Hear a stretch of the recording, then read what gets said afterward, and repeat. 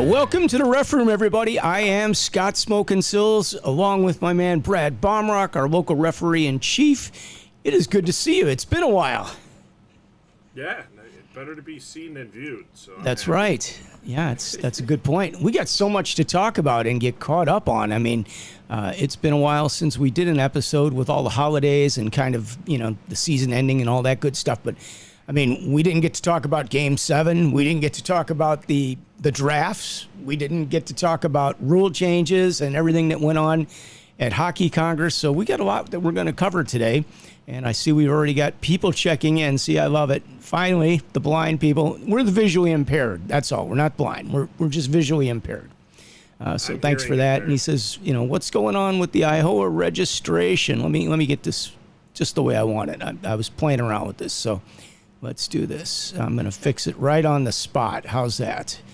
We're going to get that to fit right in that box nicely. See? Perfect. So what's going on with the Iowa registration for seminars? Why aren't they functioning? Good question. We'll start with that. It will. It's just a matter of time. Yeah, so right now we were updated last week when I was at the district referee-in-chief symposium that we had for our district. We're waiting on some building blocks. USA, as everybody knows, is going through some transitional periods here. They're revamping their website. They're revamping their training. They're going to do a lot, and they have a lot of big plans. And unfortunately, it's one of those things to where everything happens 1, 2, 3, 4. And unfortunately, that was step 66, and they just haven't gotten there yet because our systems talk to each other. And unfortunately, they're upgrading to a much better technology. So fortunately, they're upgrading to a much better technology. The problem is they just haven't created it yet and sent it out. And USA Hockey, for the first time, was closed last week for the entire week for the 4th of July because people have been working pretty hard out there to get everybody registered. And they're going to move up the registration, it sounds like, to April 1st for referees. There's a lot of things that are going to happen, but, they can only happen in certain parts. And once that gets updated to us, we'll get it running. That's the only thing we're waiting on. And once that's ready, we'll be able to do it. Well, there you have it. What else went on since you were out in Colorado? Catch us up. I mean, has to be some news. Which news are you looking for, Scott? I'll take it all.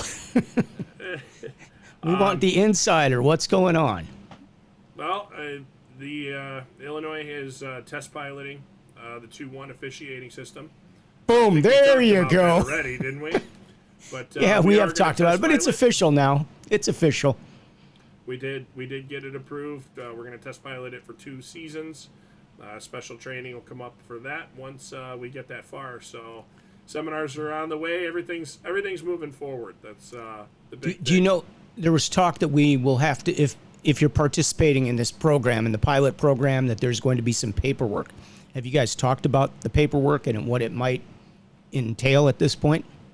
Yeah, so it's going to have a survey for the officials that work the game, a survey for both coaches that were involved, and then both club presidents, which we then will feed over to USA Hockey. We haven't put all that together yet. We're still looking for some guidance on a couple things that we would like to give, but we would also like to see what they want. Because a lot of it's going to be objective, and we want to make sure we're giving them the right data so that in the future, they'll have as much support to either, approve the system for use or deny it for use. So we're still working on that. It did get approved, but we've been having meetings. We're going to have one here Wednesday, and we'll keep moving forward that as well. So we have a busy July, let's put it that way. Okay, but USA Hockey registration for officials is open, so that you can do at this point in time. It's just you can't. You can you sign up for your Iowa seminar at this point or no?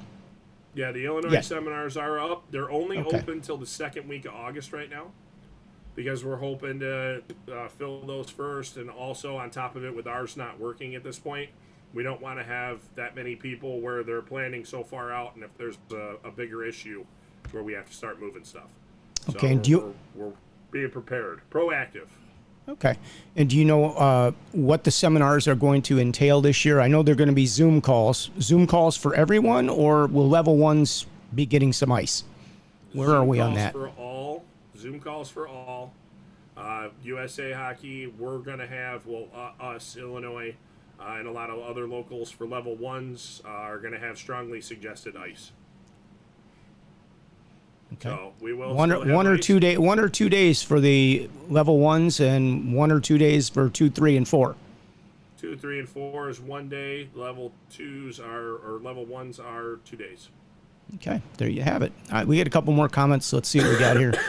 Jay says, which levels are these 2-ref 1-line games going to be used at? Varsity is the question, and the answer is yes. Varsity only, correct? Varsity only. High school varsity only. The idea of attempting the system is to advance some officials up, also have other officials have the ability to work with newer officials to create better officials in the pipeline as we're coming up here, because we have a very big demand on Friday and Saturday night for 4 officials. We have lots of varsity teams using it. If we allowed it at any other level, which we don't, are not encouraging, because we'd have double the JV teams. We would just make the problem worse, and that's not what we're trying to do. We're trying to have an alternative system for a level of hockey that does require somebody on that blue line at all times. The roles switch around a little bit. So we're trying to alleviate our needs along with any other local that's, having problems with officials at that level. And then on top of it, officials that are qualified to work that level. That's an even more difficult part and challenge for everybody. So we're trying to find a happy medium for, everybody involved, the teams, the officials, because no official wants to be assigned a 4 official game and then on Thursday find out it's 2. And that's what's happening. And the teams are having that happen as well. If we could reduce it down to where it's 3 and still be able to assign games up front, it doesn't have that shock and awe factor. And it's not fair to the teams. It's not fair to the officials. So for our 4-man or 4 official system, we're going to be doing U18s, U16s will still stay 4 official. U16s are 3. Okay, so U16s are still going to be 3. I thought maybe we'd increase to 4 now that we might have more officials available. So we're going to go 3 official on U16. U15s will be 3 official. They are the same as they have been. Okay. One referee, 2 lines. Yeah. Okay. All right. So we got an extra system in there. And we get Owen says, will it be proper 2-1 or monkey in the middle? It seems like even with ACHA, there are inconsistencies with rinks and refs.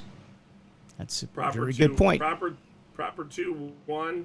If anybody in the test pilots found that they're doing the monkey in the middle, you just won't be a part of the test pilot anymore. There you have it. It doesn't help if we're going to do something and we're not going to do it proper. That means the data doesn't work. So there will be training for people that are going to be involved in it.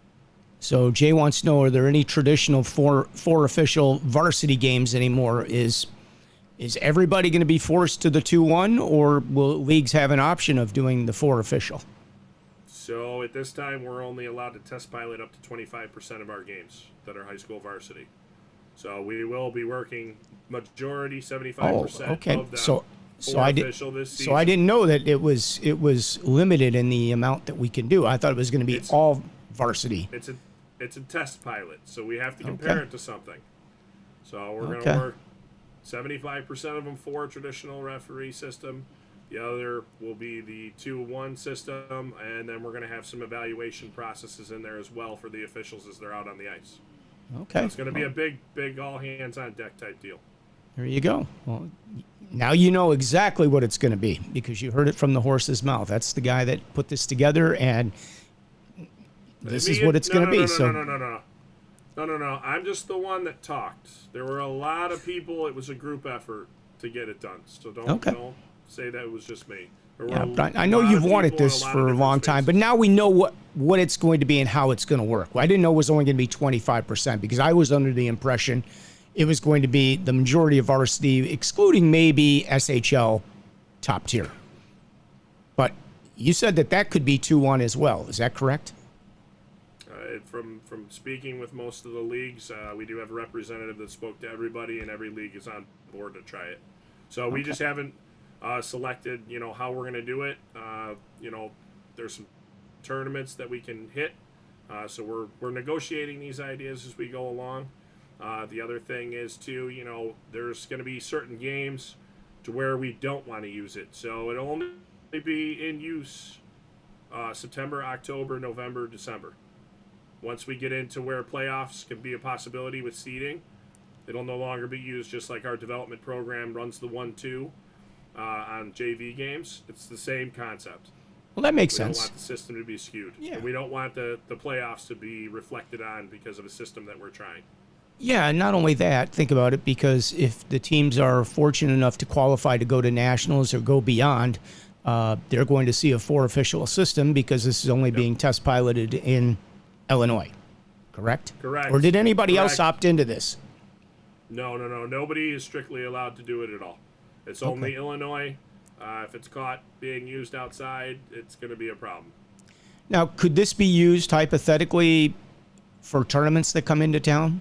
If we have a team's, big tournament, I don't want to say which one, but a big tournament comes into town and we need refs, could we be going to the 2-1 in those games? Or it's only high school? It's only If they had a Illinois high school sanctioned varsity division. teams. Okay, so let's say the tournament has a varsity division. Could that be 2-1? No. Okay. All right. Good to know. Only Illinois sanctioned varsity hockey.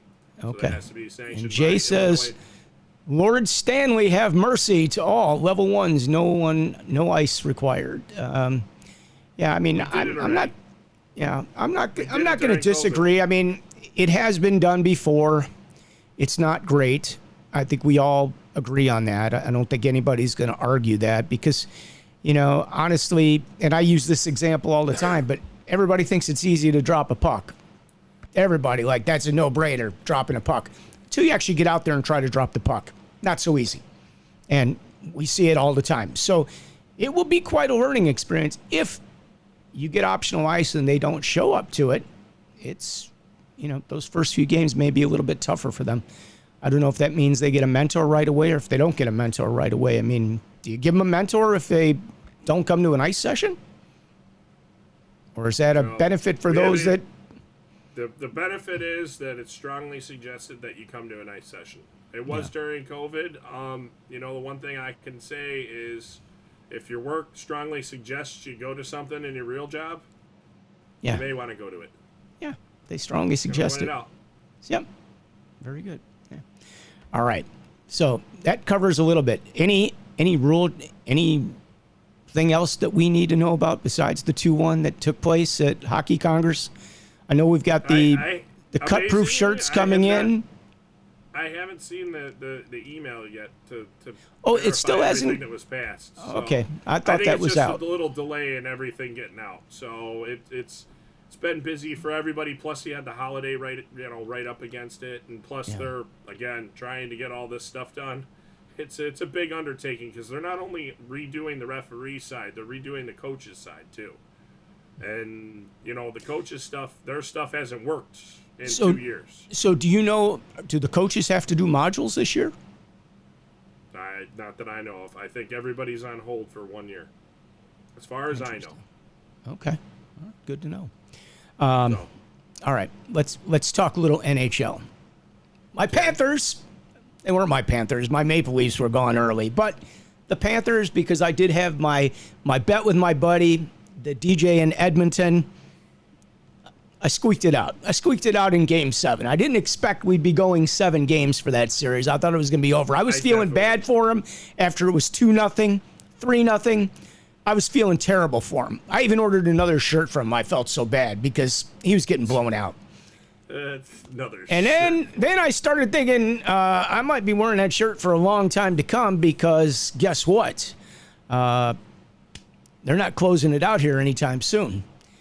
So, ultimately ends up being a really good series. Goes to Game 7, Stanley Cup Finals. What more can you ask for? I know I was tuned in. Yeah. Everybody was dialed into that thing. The numbers in Canada were ridiculous, the number of people they had, and they were big in the U.S., but ABC was late to the game in terms of reporting their numbers, but the Canadian numbers were absolutely through the roof. And, you know, if you tuned into Game 7, which I know everybody basically did, you saw a lot of Edmonton jerseys. A lot of people came down from Canada for Game 7. In the outlots, wow, it looked more like an Edmonton event than it did a Panthers event. And I don't know, did you see any of the coverage from the parade? Because I only saw like one photo from the parade down at the beach, and it didn't look like a Chicago parade, okay? Didn't look like the number of people the Blackhawks put on the street after they won. So there is a couple photos that I saw to where they had like this wide-angled lens, and yeah, they were in like this narrow place to where they were talking, but it went on for like ever. Oh, good. I don't know if you saw that. It was crazy. I didn't like how far it went. They were like, because they mocked. I think Florida mocked it online.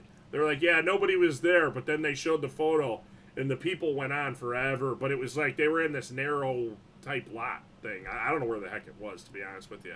Yeah. And I only saw about 5 seconds of coverage of, you know. So I saw the cup at the beach with the players, and I was like, oh, they're on the beach. They're doing it from the beach. And I just didn't see a huge crowd. So maybe they came out of the bar and came over to the beach with the cup, and, you know, the party just continued like it does. Well, yeah, so of course, you saw the video at Kachuk, and they were like pouring the beer out of the cup from like the second balcony. I'm like, well, it would figure this would be the one video that like makes it out like right away. And I'm like, well, you know what? You've earned it. Do it. Look, have a good time. It is, if you don't know, it's the party cup, okay? It's the People's Cup, and it's the party cup, and it's still the hardest trophy to win in all of sports. And it's also the hardest. It's also the hardest trophy to lose, but that happened once. Yeah. So that's why there's a keeper of the cup. So they lost it on a bus. Did you know the guy that's the keeper of the cup has kept every single pair of gloves that he's ever touched that cup with? Can you imagine? That doesn't shock me. I mean, think about that. What a monument. That's got to go to the Hall of Fame at some point. He's got to end up letting that go at some point. Imagine being him and flying anywhere with that thing.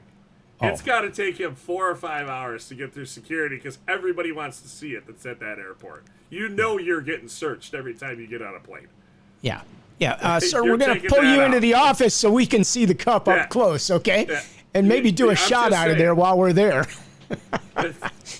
I'm just saying, could you imagine being him? I mean, I know it's a big thing, and you know he's if you've ever seen the interviews with him, like it's a big deal. Like, and you know he's happy to do it, and I just couldn't imagine. I mean, you know, he's flying with it, and I'm sure. I mean, every single time. Think about it. Everybody gets the cup for 24 hours. So imagine the parties that he is bouncing to all day long and the stuff he's seen. Oh my gosh. Girls Gone Wild would be nothing compared to what he's probably seen with that cup. Can you imagine how sleep deprived he is after that? Absolutely. I mean, I'm sure he's got to have an assistant with him. There's no way, because he can't work, you know, that cup's out for 24 hours. Trust me, those guys are all young. They can keep it going for at least 20 hours, okay? Maybe longer. But, you know, they're going to take full advantage of having that cup and just the moving, like constantly go, and party. I mean, it's he's got to have some great stories. He'd be awesome to get on a show one day and talk about it. He won't do it, I'm sure, until his NHL career is over. But he should do a book on that thing. That's what he really needs to do with some of the... I think the story I want to hear is when Kessel brought it up to Vancouver. That's the one I want to hear, man. To where he brought it up there, where they said nobody'd ever win with him, so he brought it up there after was it the third time that he won it? And hats off to him for doing that. That's a sneaky move. Let's put it that way. So. Yeah. All right. We got another comment here. Jay says, the assigners should be given a list of people who won't do the on-ice session and regulate them to only house games and bronze nihil. I think they do know. They know who shows up. They take attendance at these things. Every meeting you go to, anytime we all get together, even if it's just a vote, they take attendance. They want to know who shows up. They want to know who participates. A lot of you guys that don't come out, or, officials that don't come out and participate, you're not doing yourself any favors. We have a lot of volunteer work. They take attendance to know who helps. It's just part of the process. It's like, being a part of the team and, getting in there and doing what you can. We all try to dig in and, take an extra game when you can. Trust me, if you take a extra game late when they're struggling, they don't forget it. They remember these things. They appreciate it. They know it's not easy for somebody to come, just jump on a game last minute and cover it. But a lot of guys do, and a lot of officials do, and it goes a long way. It's appreciated. So, don't think that they're not aware. Yeah, for a lot of people not in the know, there are a lot of officials that do pick up extra games so that the kids can still play. Yeah. And you know what? I remember a couple years ago we got a complaint about an official, and it was they worked some game by themselves, and they had just worked 6 games in a row before it. They were only supposed to have 3. The one referee got sick, and the next 3 they couldn't find anybody. He said, no problem, I'll do it. And then the last game of the night, the tournament tacked on to the end. So this poor guy had to do it himself, and we got a complaint about him that he wasn't hustling. And I sent him back, yeah, well, you know what? He could have said no, and you guys just wouldn't have played. So it does happen a lot. And what'd they say to that? They sent me back, we're very sorry, we didn't know the situation. I go, well, understand, these things happen. Yep. There it is. Put in the effort. Yep. You got it. Yeah, that's the deal. So anyway, all right, so draft picks. Okay. Celebrini, Yep. yeah, everybody knew he was going to go 1. Yep. Yeah, he's still got to prove himself. Levshov, we get a right-handed defenseman. I think did he play at Boston or Denver? I forget which one he played. He played somewhere NCAA Division One. And, he's supposed to be really good, big guy, lots of potential. There were 3 or 4 other... On the blue line, I'll tell you that. Yeah, I mean, Seth Jones isn't going to cut it for you guys, and he's going to be around for a long time. So, yeah, they need some help. Is it Korchinski or whatever? A lot of potential there. Young guy. Certainly, maybe paired with Levshov as we move forward. I don't know if I'm even saying his name correctly. He's going to be Artie the Party, I think, is what everybody's decided they're probably going to call him. So, but yeah, I mean, the Hawks definitely needed defense. They've needed help for a while. So, could they have gotten maybe a stronger goal scorer out of the deal? Yeah, I'm sure they could have, but it's all a crapshoot. We don't know. Look at you were talking about Vancouver earlier. The Sedin twins went 2-3 because Brian Burke made a trade so that somebody else would take somebody else out of the draft as the number 1 with the guarantee in that trade that they would not touch the Sedin twins, that he could grab them both. Boy, that worked out well for him because the other guy was a bust, basically, that went number 1. So, we're lucky that Bedard had a pretty darn good year for his rookie year, showing that he has some potential. If he wouldn't have gotten his jaw broke, his numbers would have been a lot higher. Yeah. If unfortunately, Perry was with him, then Perry ends up getting, released. So that kind of busted up, I think, what I would call the surrounding party to him to keep him out there and, keep him moving forward in his first year. But, I think there's a couple guys that the Hawks signed, too, that bring, a big bag of brass knuckles with them. So it might be a little more interesting to watch Blackhawks hockey when they're starting to bust some guys' heads open. Because I don't know if you looked at Florida. What did Florida do every game? Didn't matter what happened.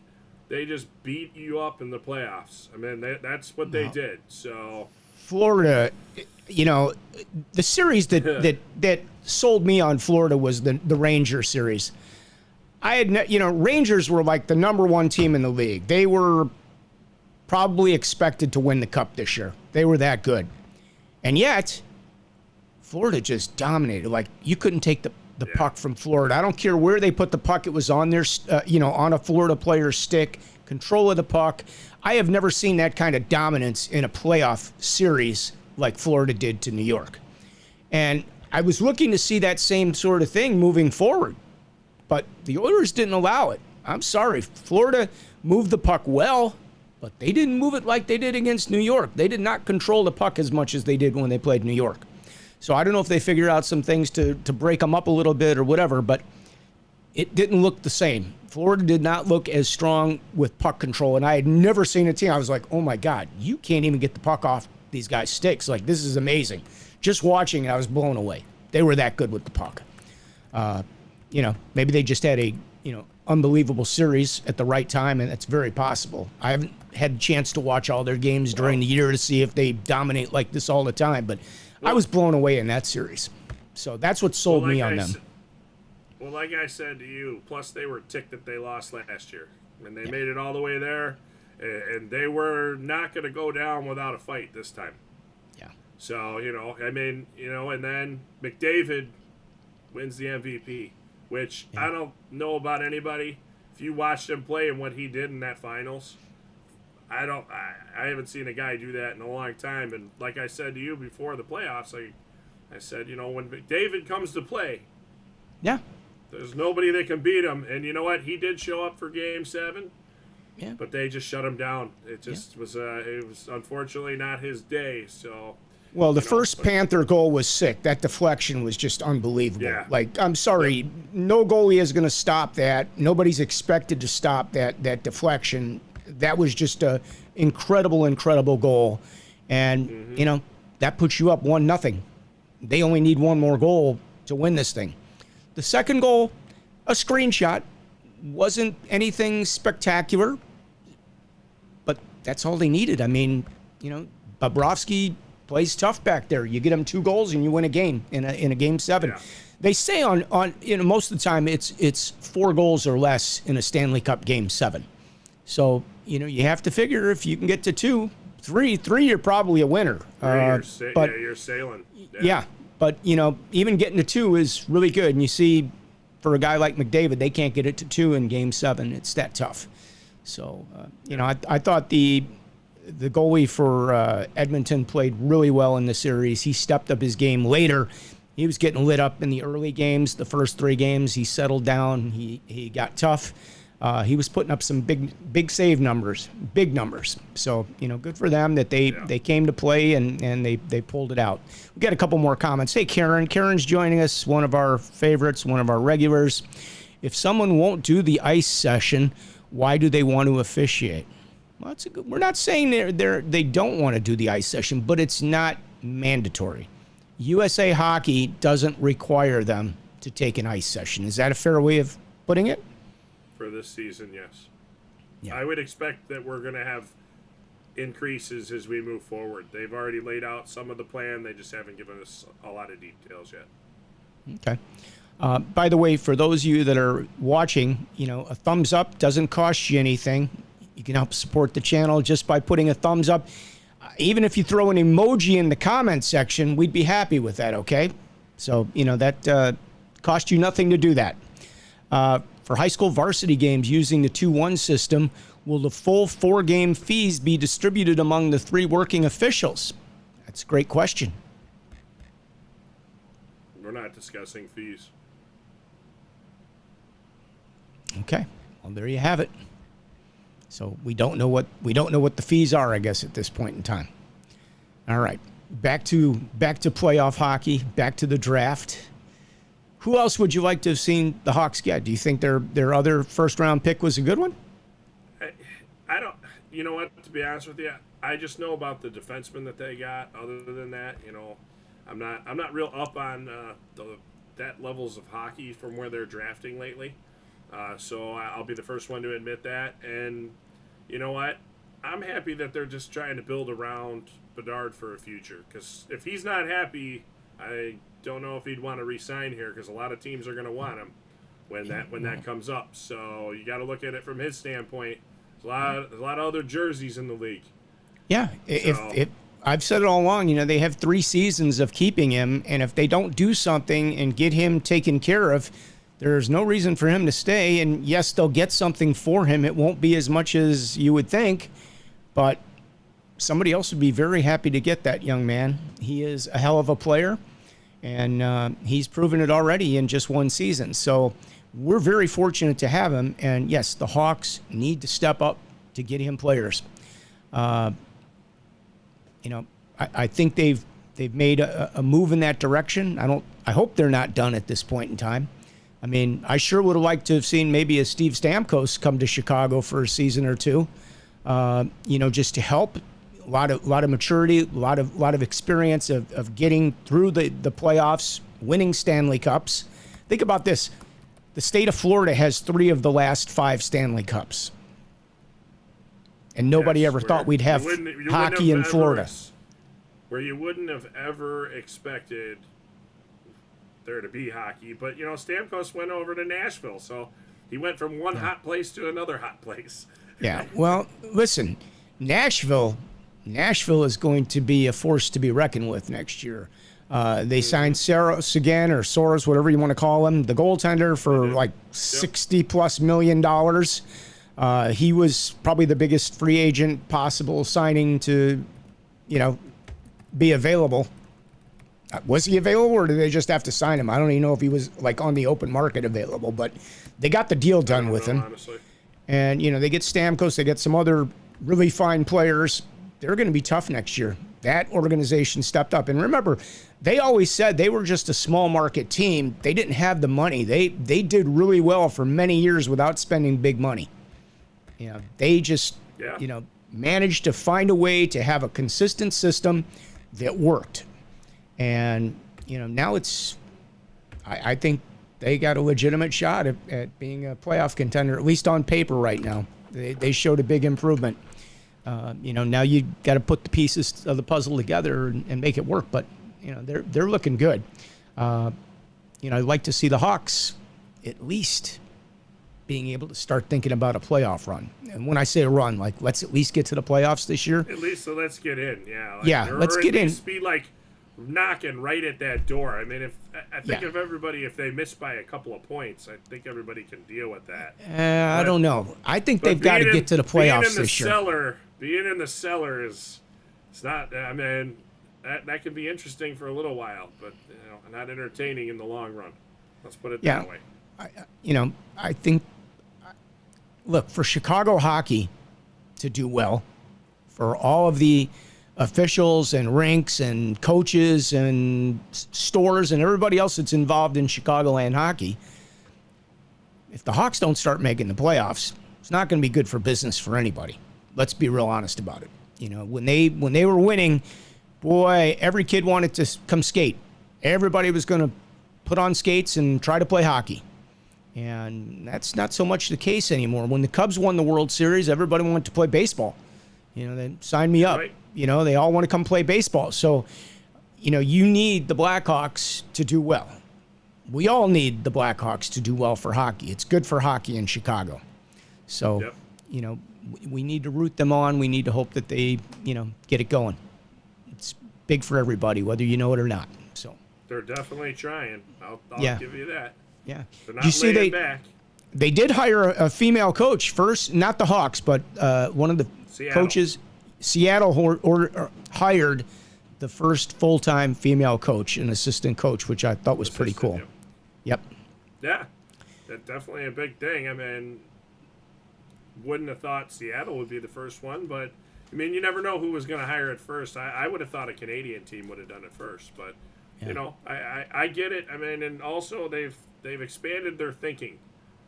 There are a lot of female minds that understand our game and play our game very, very well. And you know what? Why wouldn't you want these people part of your organization? That's right. That's the way I look at it. Yep. Hockey minds are hockey minds. If you get it, you get it. By the way, we haven't been on for a few weeks. Did we catch your birthday with the show, or were we off? We did. Okay. I couldn't remember if we did or not. You got me. Okay, just making sure. Just making sure. You did. All right. So, the other thing we were talking about with the playoffs, the big money players don't always score in the playoffs. You look at McDavid, you look at, Toronto, Austin Matthews. Some of these struggle. Panarin had 49 goals. Did he even score in the playoffs? Or did he get a goal finally in the playoffs before it was over?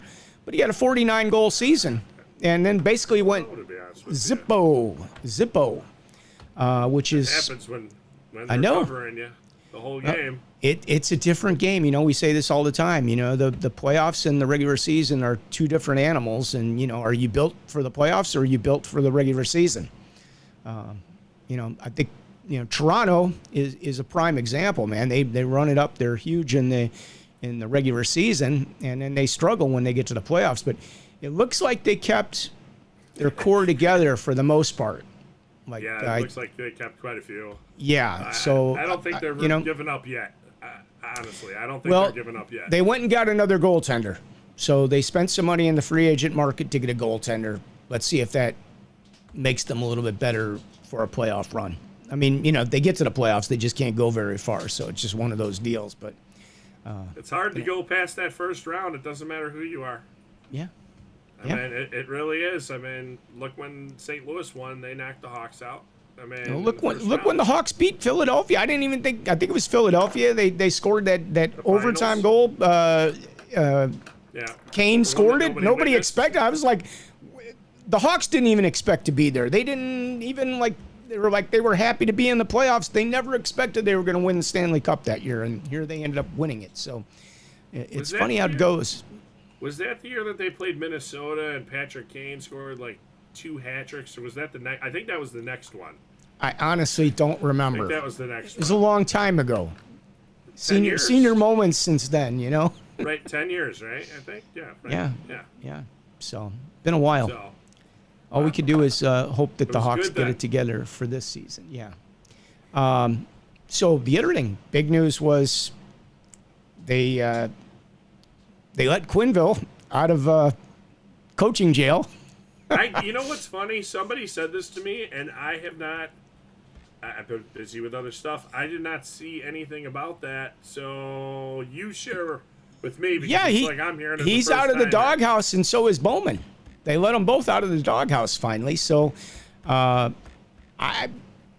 mean, they unfortunately for Quenneville, I think they did it a little late. Had they done it before all the free agent signings and everything, coaches were kind of put in place at that point and ready to go so that they could start making their moves. I think that he's got to be, the top 2 or 3 picks. If one of these teams starts to falter early in the season, I'm sure he's going to be a phone call away. But I think if they had let him out of, the doghouse 6 months ago, I think he'd already be back with the team. And, could the Hawks ever end up bringing him back? I don't know. That would be interesting. I don't think so.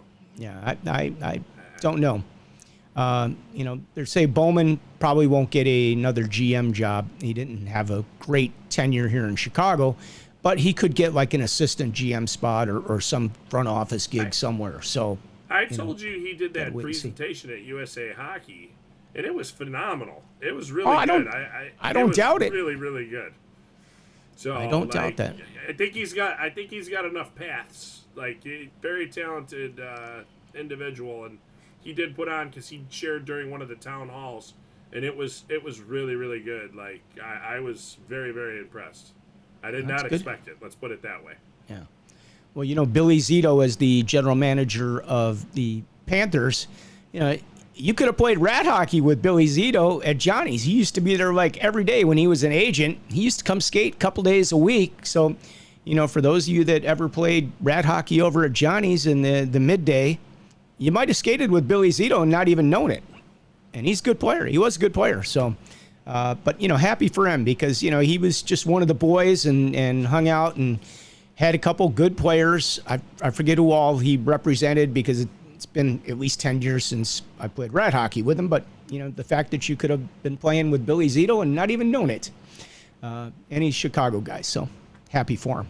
That's a big win, and he's done a great job there. And, we need something like that to happen in Chicago now. We just got to get it together here. So. Yep. All right. Anything else? I mean, again, we've had so much that we haven't been able to talk about because with the nice weather and the season kind of being over, we've taken a little bit of a break. Well-deserved break, I might say, but I'm still skating. Are you? Yeah. I mean, still working some games? Yeah, I'm skating tonight. Skating tomorrow, Thursday, Friday. Yeah. So I'm still skating. Yeah, you and me both. So the season never ends, fortunately. You got to keep going. Lawn mowing season is going on right now.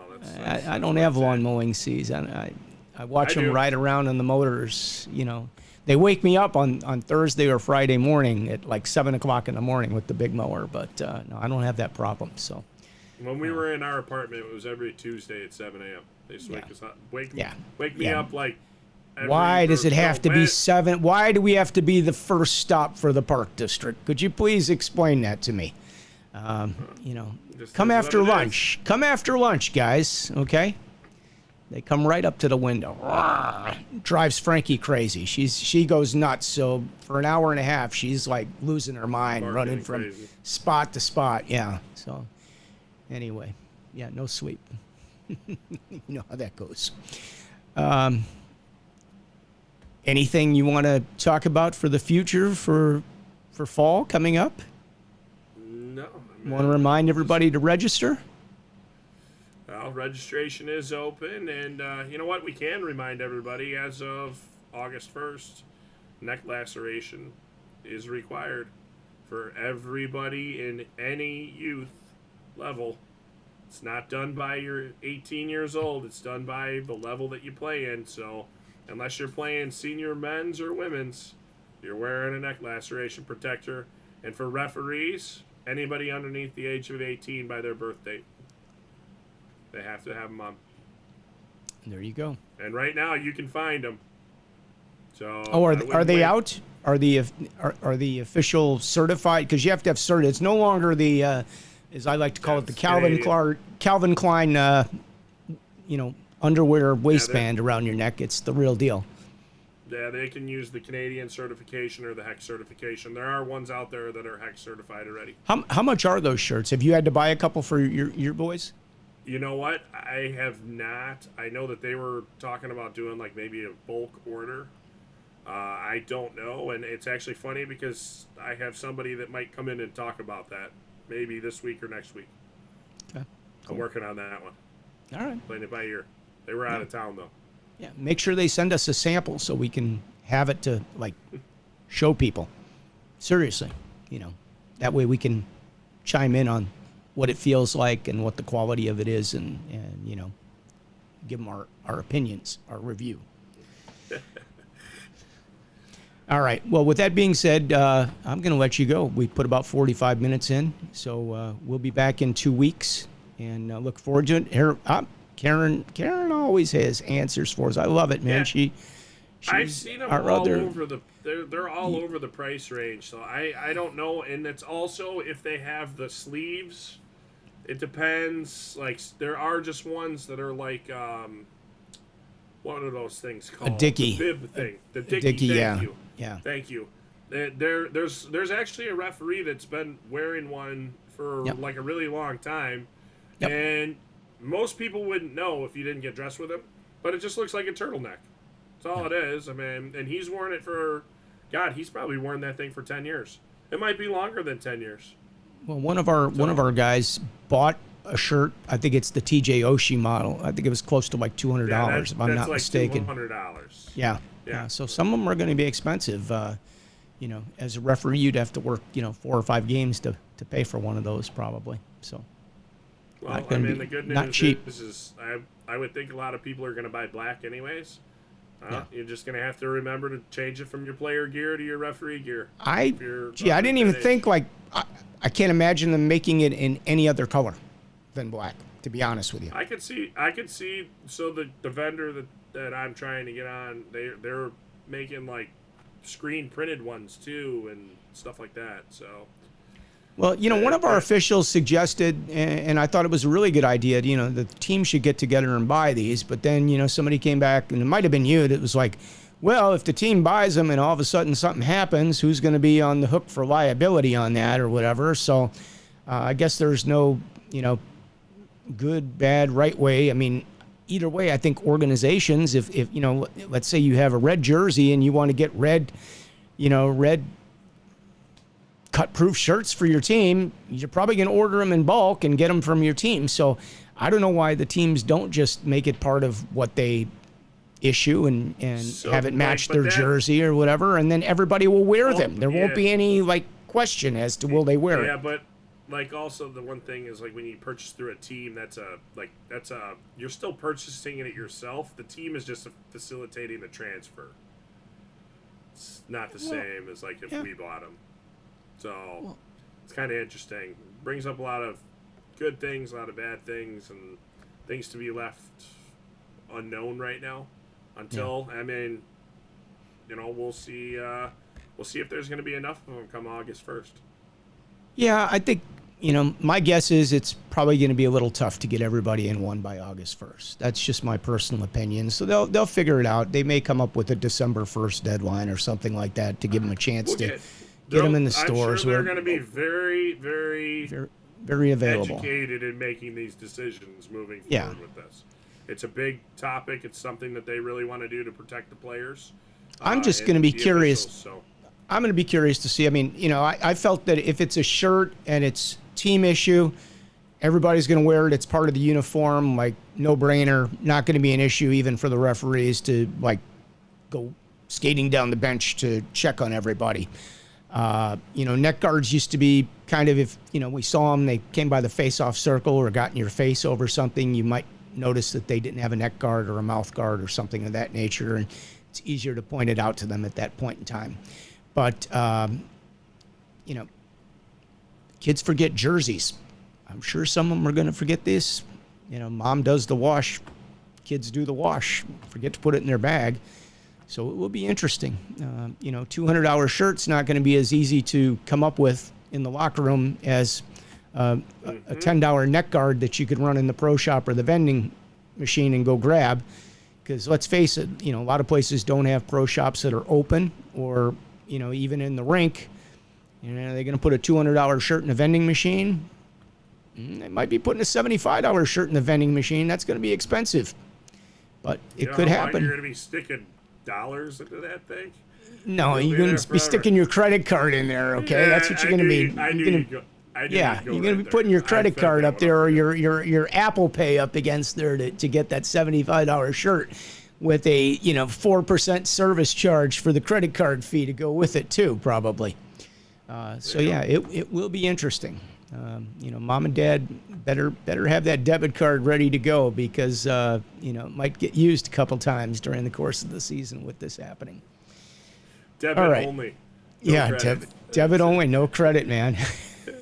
We want to get our money quickly from you. No return policy. Sure got the no return out of the vending machine, and only lasted one wash. Hopefully it'll be better than that, I'm sure. After it's done and you take it off, the threads just all fall out. Yeah. Be threadbare after one washing, just separating. Just like that $400 stick that lasted 31 days. 31 days. Here's the receipt. Sorry. You're out. $400 plus tax. Another $40 in tax. $440 for that stick. Yeah. It's crazy. Skates. $1,200, $1,400, $1,500 for skates. A cheaper pair, $750 probably. But there's a really good video. If anybody out there is getting ready to buy skates, I recommend there's a channel. The guy's in London.